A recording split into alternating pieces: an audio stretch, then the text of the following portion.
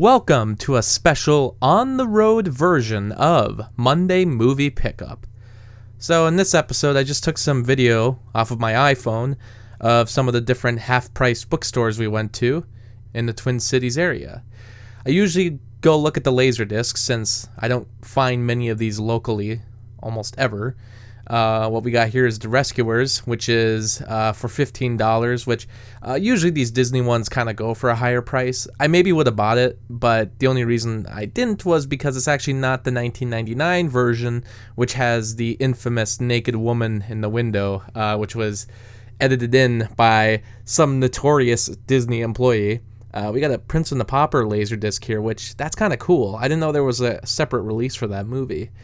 But I usually go through a bunch of different Laserdiscs like this, and I just see anything that will catch my eye. But for the most part, and it happened one night, really cool release right there. I do have that on the Criterion Blu-ray though, and that's kind of what happens. If I already own the movie, I don't typically try to get the Laserdisc or the VHS tape anymore, unless it's a movie I really like, or if the movie has some really eye-popping artwork, or for some reason there's a reason to own it on Laserdisc, like in the case of The Rescuers, the 1999 Laserdisc.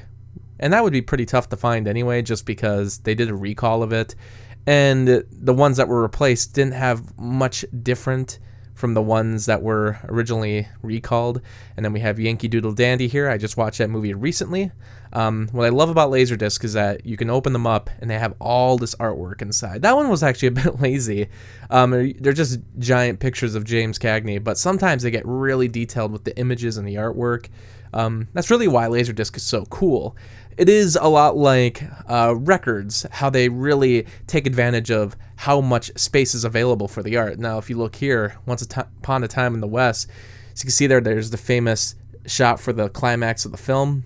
And that's a case where I wouldn't even call that a spoiler, because it doesn't really give you an idea of why that scene is important in the movie. It doesn't really spoil things either, but it's a really good image for the spread. Oh, we have Star Wars here, the 1995 Laserdisc.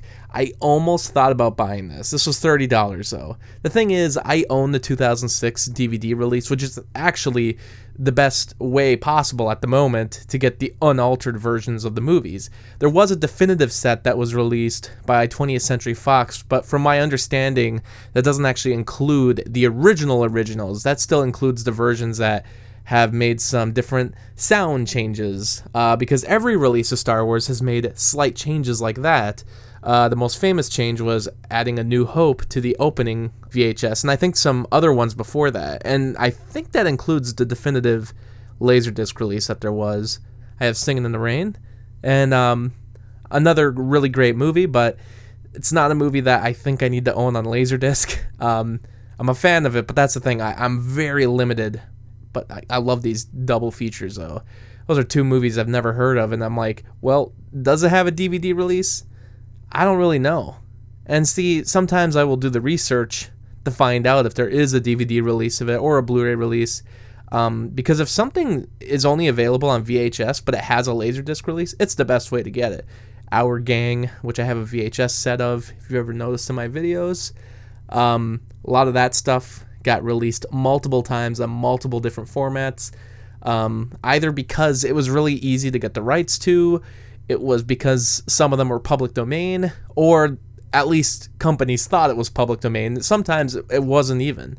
Here's the original Titanic movie, with the artwork from 20th Century Fox that looks very similar to the artwork they used on their horror movie releases. So I always thought that was special for the horror releases, and then here's How the West Was Won. I kind of wonder if that's the widest version of the movie available. But like I was saying about the 20th Century Fox horror VHSs, oh man, I love that Hitchcock set. I wonder if he always I wonder if they plastered his face on every Laserdisc release. And there's The Graduate. This is actually a Criterion release, but again, not sure if I love The Graduate enough to own it on Laserdisc. Don't know what the hell that is. But like I was saying about there's so many movies to look through. This is the most difficult part, and a lot of that's DVD, so I don't even tend to go through all that because it's just too much. But like I was saying about, sometimes you find Warner Archive stuff, which is really cool. you find a crazy amount of Warner Archive stuff when you're in the cities. Going back to the 20th Century Fox horror covers, I thought they did that uniquely for the horror covers, but I guess they did it for a lot of their classic movies back in the 90s when they were releasing it on VHS and on Laserdisc.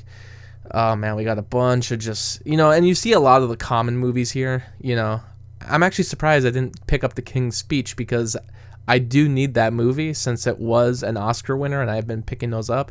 But as I show there, that was actually a Kino Classic release, and that's kind of the best part of these half-price bookstores. Kiki's Delivery Service, that looks like that's not the Disney release, but actually the more recent releases they've been doing with, I'm forgetting the name of the company, but I know it was a 4Kids release. I forget the name of that movie, but a Jurassic Park ripoff. And of course, if you want the Incredible Hulk on 4K, you can.